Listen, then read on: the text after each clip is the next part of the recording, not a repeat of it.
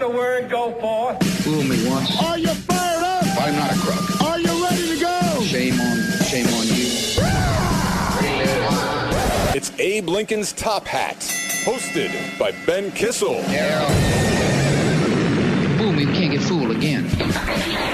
All right, welcome to the show, everyone. I am Ben Kissel with Marcus Parks. Hey, Ben. Marcus, I miss you. I miss you too, Ben. Yeah, you didn't come over for Extreme Rules WWE. Although I will say the rules were not that extreme. I was kind of hoping there would be a match where it's like you can't touch the ropes. Ooh, stay or away. like no jumping. You can't jump. This is Extreme Rules, aka Extra Rules. We got Travis Irvine with us. Thanks for being in here, Travis. Hello, boys. Good to be back. Oh my God! So I had a chance to host on Fox News Radio on Monday, which was amazing as always. Thanks for everyone who called in. So we went into length on what happened on Saturday at the London Bridge. That horrible terror attack. Marcus, I'm sure you heard of that. Of course. It was 7 dead, nearly 50 wounded. And Sadiq Khan he's the first Muslim mayor of London.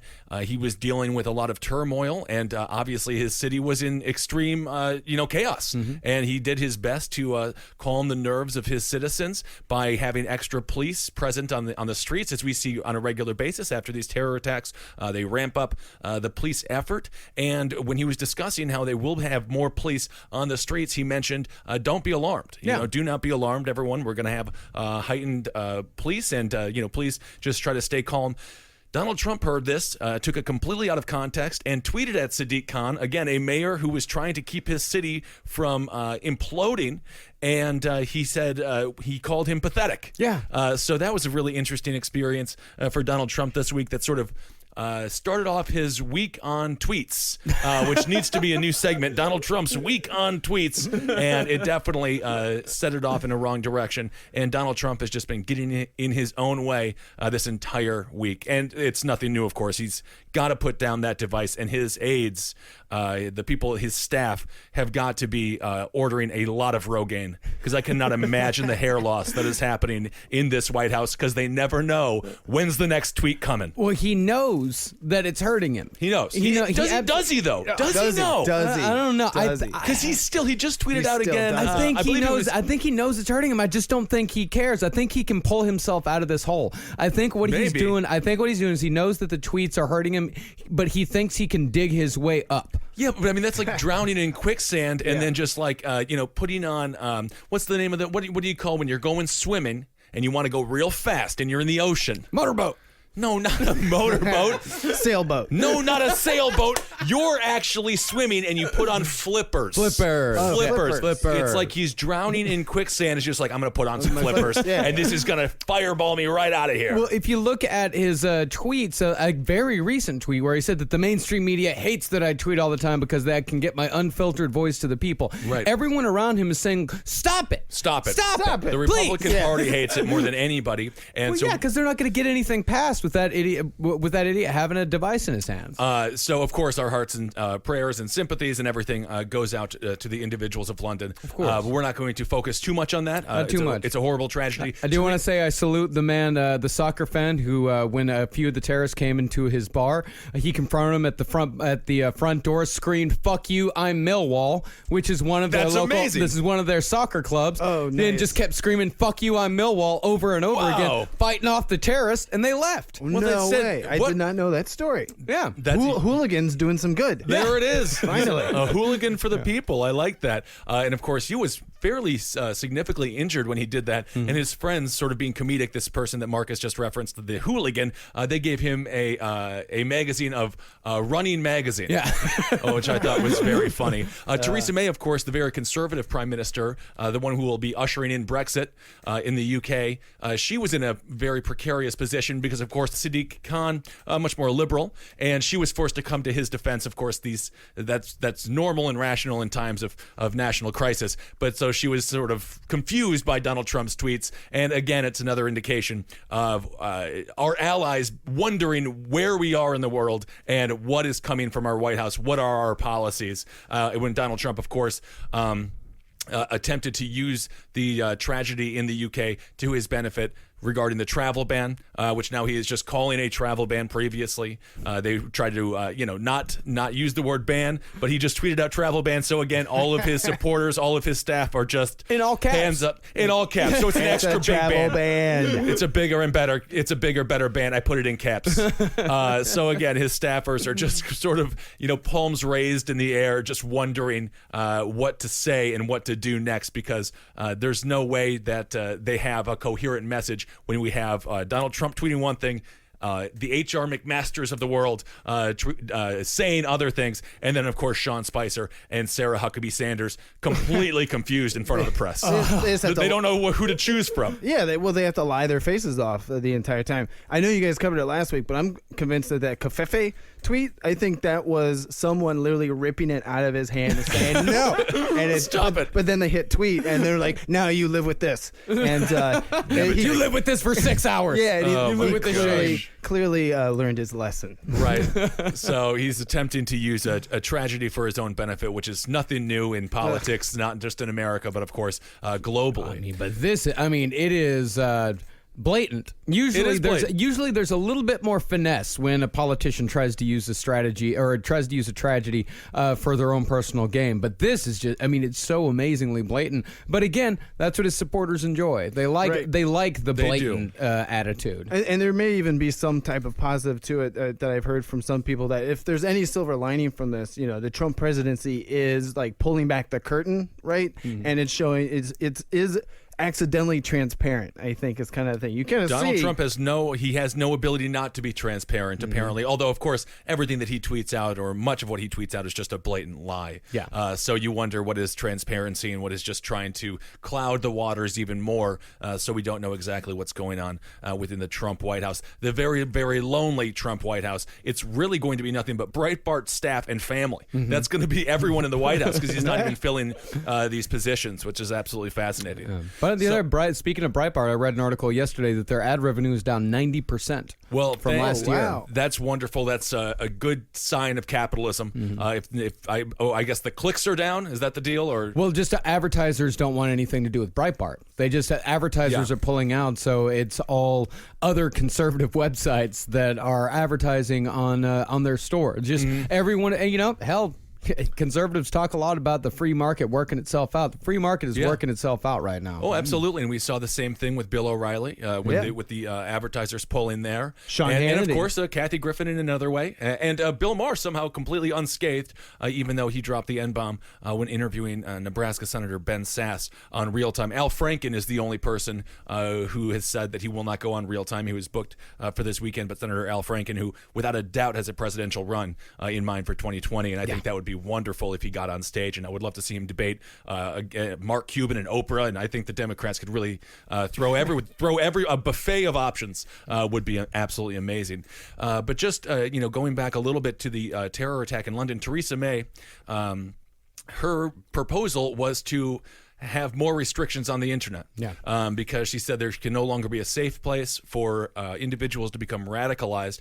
And I have to say, from a civil liberties perspective, completely against what she just suggested. Really, she wants to go with the model that the Chinese government has, where they heavily monitor internet use. The strange thing is, the terrorist, or one of the three terrorists that committed that heinous crime, was already on their radar. They knew exactly what he was up to. He spoke positively about ISIS on national television, and somehow they didn't do anything. So I thought Theresa May's response was another classic response by the government in order to restrict civil liberties. And what do we want to give up? I mean, in my personal opinion, I was talking about this on the show as well, is on that Fox News radio show that I was doing. They would win. If we restrict our internet and take away our civil liberties, in my personal opinion, that's a total W, a total victory for ISIS and the terrorists abroad. Of course it is. Yeah, it goes back to the post 9/11 mentality, where it was like, well, they hate us for our freedom, and we're gonna take your freedoms away. And that was kinda like the Exactly. whole-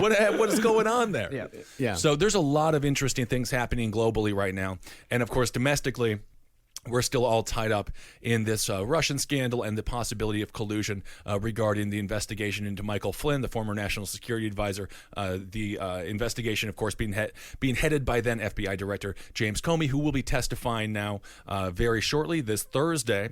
And we don't know exactly what he's going to say, but he did release a pre-memo, sort of a tease, I guess. Written remarks. Written remarks about what he's going to say on Thursday. So should we go over a couple of those? Yep.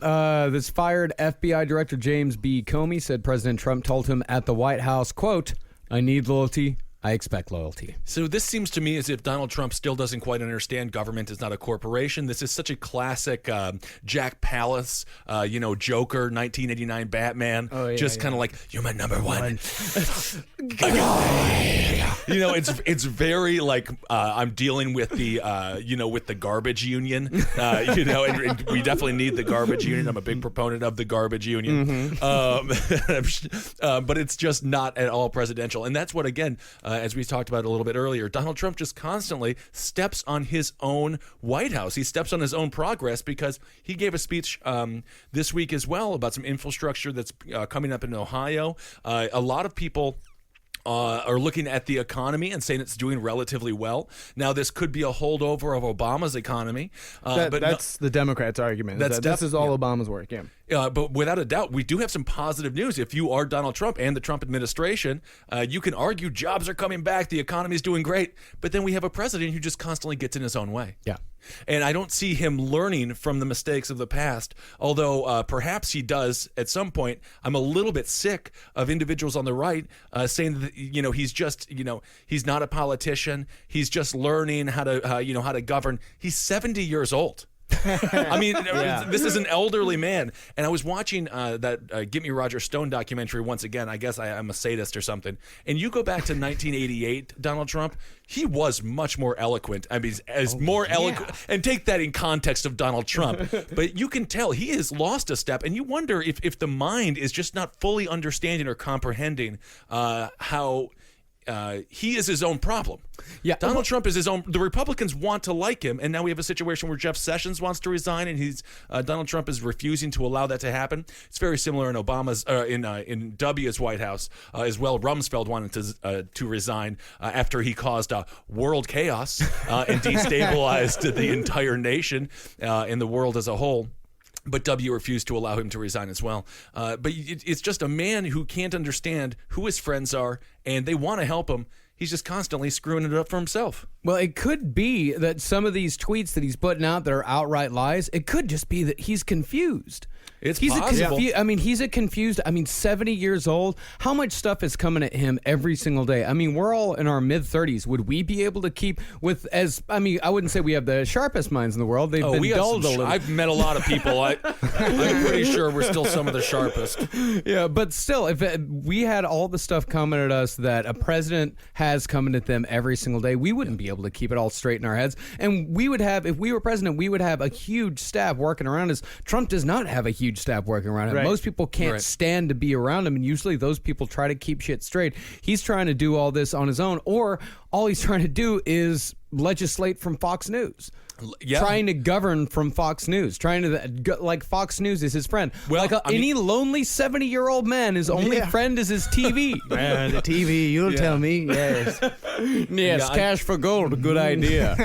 Fox News had to go with a rotating ticker because people would get the logo burned into their television screens, and they were complaining that if they turned the channel, it still said Fox News. Are you serious? And you do get the feel, because that's your Fox News loyalists. Yeah. Who now Fox News is going through quite a transition. I had a great chance to be on Tucker and Cavuto talking about the Paris Climate Accord, which we'll get to in a moment. Now they're going through. I believe they're trying to get a little bit more moderate. Perhaps they know the Trump train is here, but it has to be going. I hate the whole Trump train. It is interesting because they haven't necessarily changed any of their news division. They've just changed all the editorial past 7 o'clock. Right? They've made it Martha McCallum, who is much more conservative than Greta. Greta went over to MSNBC. Yeah, I'd say Tucker's more sensible than Bill O'Reilly. At least he has conversations with people as opposed to yelling at them and interrupting them. And he yelled at me a bunch, but it was a very fun experience. Did he call you a pinhead? No, he didn't call me a pinhead. you He's gotta better give than that- O'Reilly. That's Yeah, the yeah, yeah. biggest bummer of all time of Bill O'Reilly being off the air. I never had the opportunity to get called a pinhead. Oh, it's Because just that means you have a tiny head, and it is kind of fun. I love it. But anyway, so yes, the Trump supporters on Fox News, they are rabid, including willing to send out death threats if you even defend individuals' rights to the First Amendment. So he does have his huge amount of core supporters, and to your point, Marcus, maybe they do like his tweets, but it just seems as if our allies are confused. In Washington, the Democrats are never going to work with him. I think they could probably be a little bit more open-minded, but the Republicans set the precedent of just being completely obstructionists, and the Democrats are simply doing exactly what the Republicans did for 8 years under Obama. And so you really can't blame them too much. I would like if there was an adult in the room, that would be great. just one. But now, Any. But the Republicans now are also just completely confused on how to deal with Donald Trump, even the people who support him. So you wonder where the coalition is for him to get anything done other than more executive orders, which seems to be his go-to when it comes to legislation, which is not how this government was supposed to function. Right, but it is normal. And you are right that he's completely undone the things that he has accomplished. I mean, talk about a thing that Bernie Sanders agreed with Trump on was killing TPP. And Sure. Even when Right away. Trump did that, and Bernie tweeted out a statement that said, I agree with the president on this issue, but then it all got ruined by everything else that he does and says about the Democrats. And so now we had him pulling out of the Paris Climate Accord, which puts us with two other nations, Syria, being one of, and Nicaragua. So it's a strange three nations that have chosen not to be a part of it. And as we talked about in the last episode, when the U.S. evacuates, when the U.S. gives up power, the vacuum has to be filled.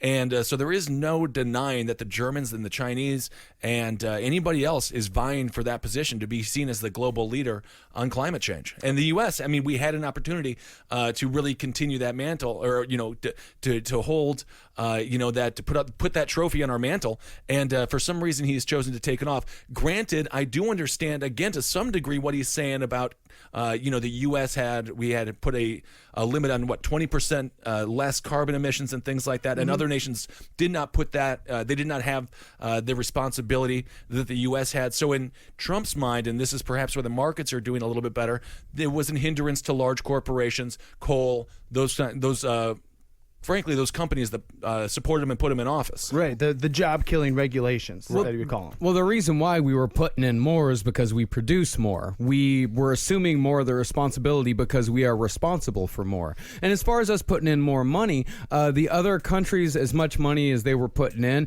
was pretty equal in their GDP to what we were putting in. It's nowhere near. I mean, if you cherry pick, it's just like all of his shit on climate change, that study that he cited during his speech where he said it would just be a tiny small amount.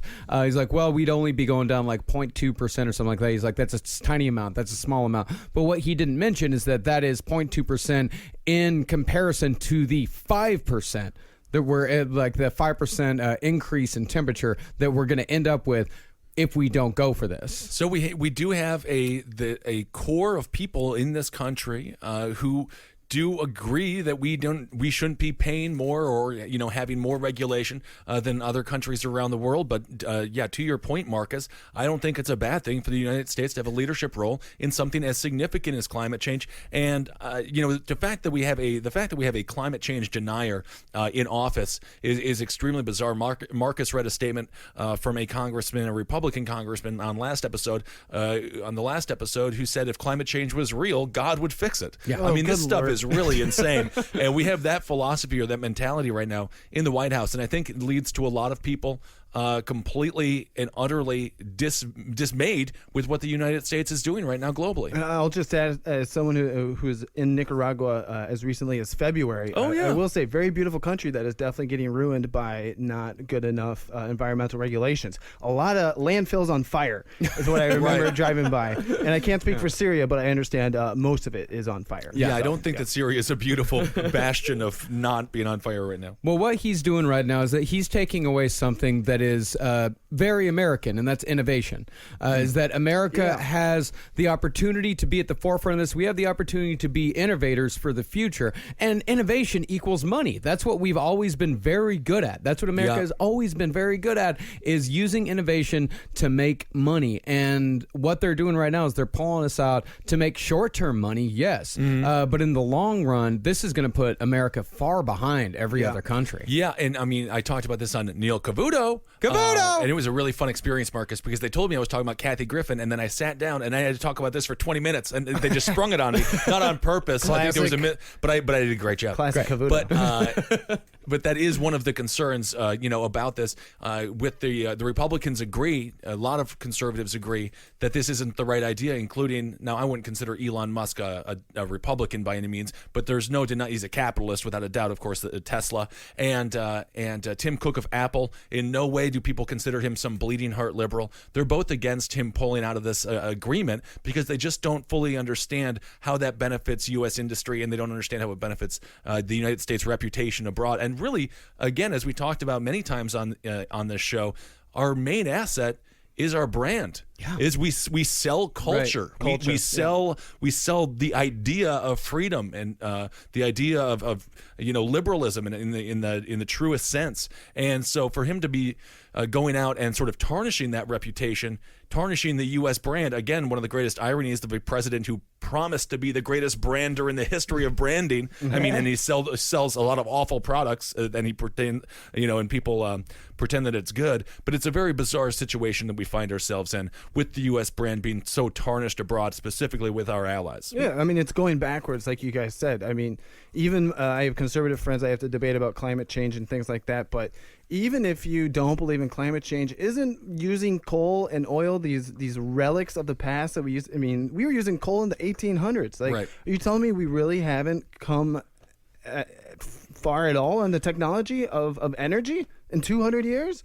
Well, I mean, without a doubt, we have come further along, and I think now with going back to Elon Musk with Tesla, he's proving that we can get cheap, new renewable energy. We just have to have the motivation to do it. Yeah. And it's really unfortunate that we currently have a White House that just doesn't see it that way because he's beholden to the corporations. He's not just beholden to the corporations. His supporters also don't support the Paris Climate Accord, because and particularly Bannon. I mean, you really can't discount how influential Bannon has been in this decision, because to Bannon and to his supporters, his people, it's a part of the globalist conspiracy. Sure. And that it's so amazing that these Alex Jones type of conspiracy theories, I mean, this shit is having a very real effect on the world. Yeah, our next episode, can I say what our last podcast on the last episode is? Just wait. Okay. Well, I will hint at it. Alex Jones, I do believe, will spur a domestic terrorist. Without a doubt. I firmly believe what's happening. He's already started. The Pizzagate guy was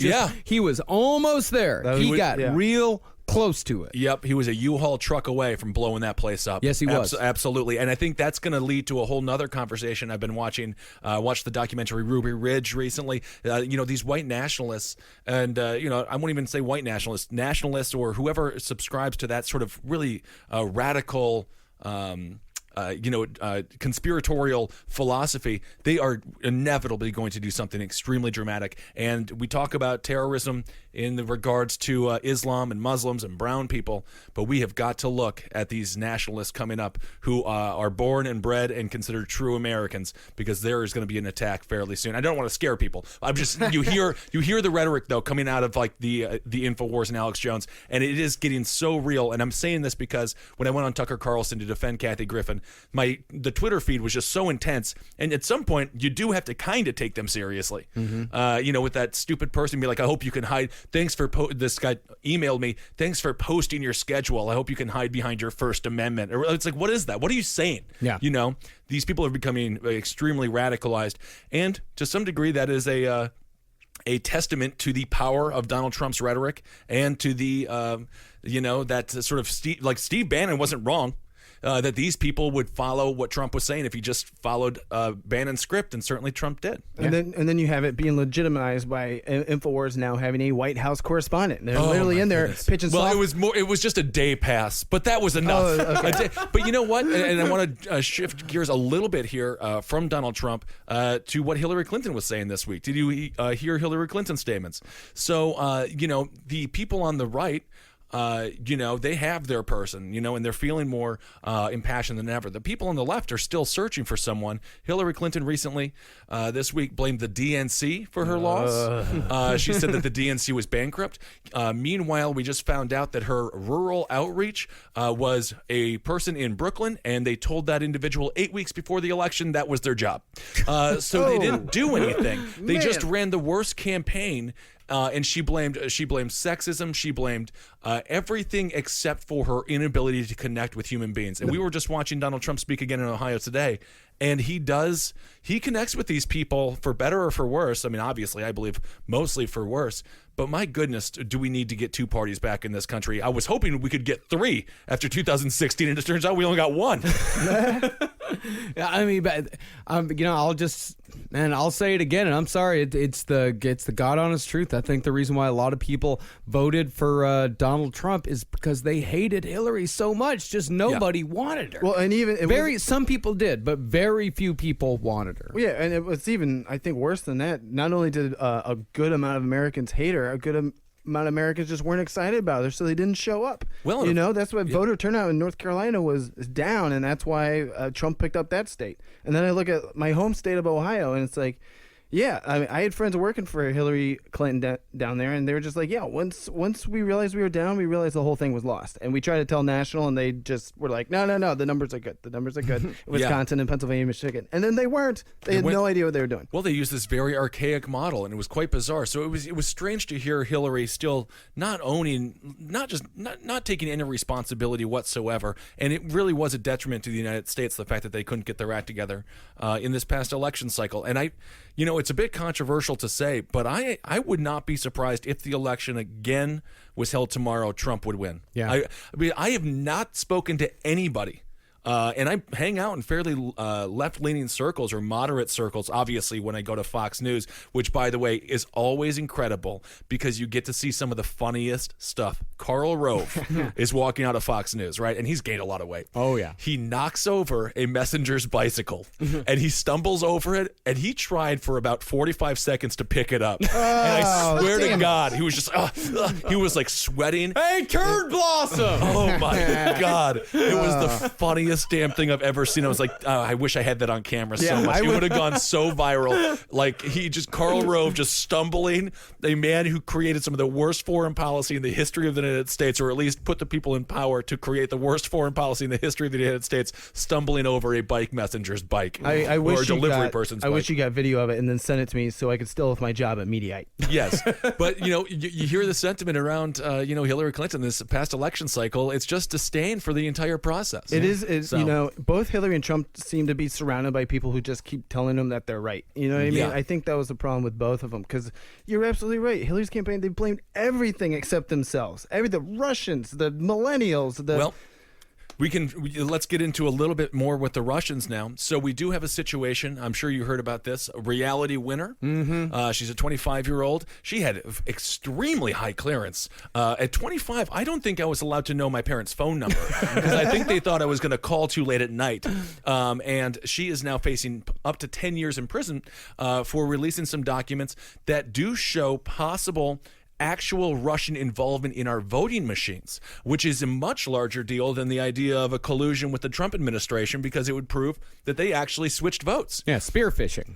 Which is something that we've talked about. We had Bob Petrakis on. If you want to go back and listen to that episode, it's something that is really on the forefront of his mind, and that was the reason why Jill Stein and the Green Party sued in 2016. Everyone's like, "What are you doing?" In Petrakis' mind, he just wanted to focus on the voting machines themselves and how easily they can be hacked. Yeah. So now we have Reality Winner, which it's a great name. It's an interesting name. I would give her great clearance for all of that. Just I heard she's a reality winner. She's a winner. She's clearly a winner. It's also also, I mean, is this some sort of strange world? Reality show president, reality winner. She's the one who's leaking everything or did leak stuff. It's a strange world. It's a very odd world. So It's I mean, a badly written story. it really is. It's This really would be badly written. This would be like thrown in the trash and then lit on fire and then like put out and then relit on fire.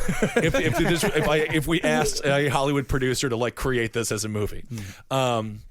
So I mean, so we'll have to wait and see what happens with that, because it seems like we have if we find out that the Russians actually were able to break into our voting machines. That's huge. This whole thing, what are we going to do? Go back to? Are we going to go to what Afghanistan did? Wait, what was it? 2005, 2006? Or are we just going to go with the ink on our thumb to prove that we voted on a paper ballot? I mean, what's going to happen here? Paper ballots. I honestly don't think that any election should be done electronically. It's too easy to hack. It seems that way. No matter who it is, it doesn't matter. I'm not even saying like the Russians. I'm saying anybody. If you can hack it, people will hack it. I don't think we should be doing it. I think paper ballots all the way, man.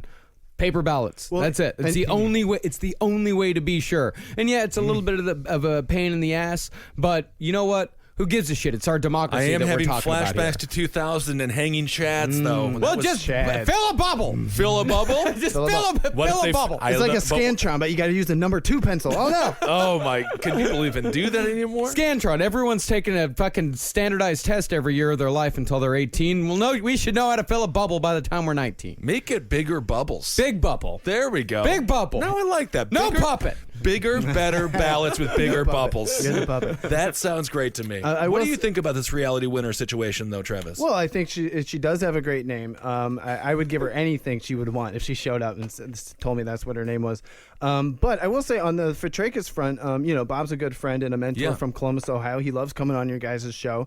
And we've talked a lot about this. I mean, he was even, he was the one who led the recount effort in Wisconsin because he's a certified lawyer. Right. And he was saying that the codes, the binary codes in the voting machines was indicative of Russian hacking from what he saw, but he didn't have any evidence yet to put it forward. He was in New York City this weekend talking to the Left Forum. So it is interesting that these leaks coming from Reality Winner almost kind of back up what Bob's been saying for months, but he had no idea how to prove it. To Marcus's point about paper ballots, I will say Bob, again, is an election theft expert and has been so for decades. And, essentially it's kind of a shitty, morbid point, but any election can be stolen when humans with power in mind are counting the votes. I mean, Bob gave me... That's true. Bob's given me some nightmare stories. One of the best ones is about these folks in Youngstown County, wherever that county is, where they had 60,000 votes being taken to be counted, and one of the guy's brothers got a flat tire on a bridge, and he put the suitcase full of paper ballots, and then said that he accidentally knocked it into the river, and 60,000 votes were gone. Yeah. And there was no way to prove it. There's another situation where they spilled coffee on 30,000 paper ballots. What's a big? I've seen how big the Trenta coffee is. There was a lot now. of coffee. It must have been. Yeah. So Bob's been looking into this stuff for years and years, and there's always a way to fake it. Yeah. Unfortunately. Yeah, you're right. Yeah. Right. Well, but that's going to be really absolutely fascinating to see what But at happens. the very least, that's us faking it. Yeah, baby. Yeah, not the Russians. Yeah, if we're going to undermine our democracy, we will undermine We our will do it democracy. ourselves. Don't you bother with us, Russians. We can fuck it up all on our own. Yeah, all right? yeah, we've been doing it in other countries for years. We'll do it now on our own. Absolutely. So, but the reality winner thing is really strange. There's so many missteps in it. and what do you mean? She didn't know how to leak. Yeah, she didn't know how to leak. But that's the thing is that with the high security, okay, I'm not even gonna entertain. Yeah, all right. But anyway, so she had a high enough security clearance where she should have known that there were very easy ways to track her. Like she was arrested within an hour of the Intercept releasing it, and the Intercept also should have known how easily it was going to be to track her because of this. Like the Intercept, as far as leakers go, is dead. No one is ever going to leak anything to the Intercept ever again. I think post-Snowden leaking is dead, honestly, because you're absolutely right. Both the Obama administration and now certainly Trump are cracking the hell down on any type of whistleblowers and leakers. I mean, you're completely tracked now. I think Snowden was the last one to do it right, really. It'll be interesting. I'm going to a panel tomorrow where Glenn Greenwald will be speaking, so it'll be interesting to see what the Intercept's perception is on this. Yeah, explain how Glenn Greenwald, he's a fairly respected journalist. I'd say the most I respect him the most because he's been very fair on the Russia stuff, on the Democrat stuff, and on Trump because he hates Trump, but he'll stick up for the truth when he can. Right. So I wonder what his perspective is on this. I suppose you'll find out. I'm going to find out tomorrow. I'm going to try to get a selfie with him. Ooh, that's exciting. Yeah. There's also a lot of amazing bands at this festival, I'm told. Yeah, I'm going for the Green Walls. That'll be exciting. Oh, side note, I saw Elliot Spitzer at the airport last week. How was that? Was he wearing black socks? Only black socks. He was glad handing every cop that he saw, "Hey, how you doing? Nice to see you. Nice to see you," and then just walked off. That's a great move. He didn't trip on a bike, did he? Yes. Well, let's see. Is there anything else to really discuss this week? We have to kind of wait until the Comey testimony comes out, and perhaps we can do a special episode. We got to go to Indiana this weekend, but maybe on Sunday or something like that. We'll figure it out. Yeah, so today's Senate hearing, the people who were testifying, they claimed to say that Donald Trump hadn't forced them into doing anything, or you saw it. Yeah, you had all the leaders of the IC up there. You had Mike Rogers, you had the Roddy Piper guy, you had the FBI interim chief McCabe, and you had Dan Coates, who used to be a senator. That's right. And they were all up there and said, "I've never felt pressured to drop any investigation," and then they kept saying it over and over. Well, they said that under any time that they've been in government, they have never felt pressure from the executive branch to do anything illegal. Right. That was what they said over and over again. Because when they asked them specifically about Trump, they would say like, "Nope, I'm not going to say anything about any specific conversations I had with the president. Again, I was never asked to do anything illegal." Right. That's what those four guys said. Who knows what's going to happen with Comey tomorrow? Who knows? This could be it could be a whole lot of nothing, but it could be something huge. We don't really know. We don't know. Right now, we do know that James Comey did beg Jeff Sessions never to leave him alone with Donald Trump in a room, but that might just be because he's so annoying. I am really not quite sure. Oh, Comey, he tried hiding behind the curtains, and he's Trump tried it called all. him out on that. Never leave me alone with that man. He's 6'8". He can't hide. He's like poor a Ben guy. Kissel. I know. A lot of people have been demonizing his height. That's one of the better qualities of James Comey. I will say another fascinating thing about this hearing, though, was that like Ron Wyden was really going after the IC for a lot of the FISA stuff and the surveillance of innocent Americans. So it was just frustrated senators on both sides all across the board with this intelligence community. But what do you expect? They're an intelligence community. They're not, they lie, spy, and make people die. They're not forthcoming. No, they're not Fourth Amendment either. And of course, the FISA issue. Oh, that's your Constitution joke of the week. The FISA issue is constantly always, when anyone who works in the government is asked about the FISA issue, they always say the government has no right to search, innocent civilians in the United States. But of course, as you just said, Travis, they are doing it on a regular basis, and we all know that. And Clapper lying to Congress about it under oath was what triggered Edward Snowden. If you saw the Snowden movie or know his story, like literally seeing that testimony is what made him say, "All right, I'm leaking it and I'm out of here." And he, unlike Reality Winner, did it right. It is very, very interesting, and all of this stuff again fuels people in this country to become more radicalized and more motivated to commit acts of domestic terrorism. And we just have to be very careful in our tone and our verbiage, and in how we present the actions of this White House, to not either engage someone who is on the far left or someone who is on the far right, and because there is such an unbelievable amount of deception and lies that come from our news medias, from our administration, from senators, from people in the government, in the CIA, FBI. I think the American people are sick of it and fed up with it. And we just can only hope that cooler minds can prevail, and we can kind of try to work through this stuff as we're seeing in these local elections now that are going to start, hopefully turning the tide and the pendulum in, from the Republican rule. Hopefully we can get a couple of Democrats in there who are rational. It looks like Ossoff is going to end up pulling off this situation in Georgia.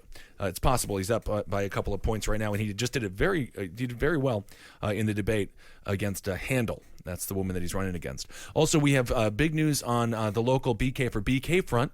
We've been officially endorsed by the Reform Party, which is amazing. So we are going to be on the ballot, which is great. And Marcus CCR does not have to be the mouthpiece for the administration. Oh, nice. So that's Thank good. Thank you very much. I'm Well, looking- I mean, it wasn't going to happen anyway, Yeah, but I mean, it would. I mean, even if you would have said we are, it would not have ever happened. They're very good. Thank you but for that. I was being nice, and then you were very mean. But that is fine. So we're come out. Just want to make sure Uh-huh. we're on the same page. There we go.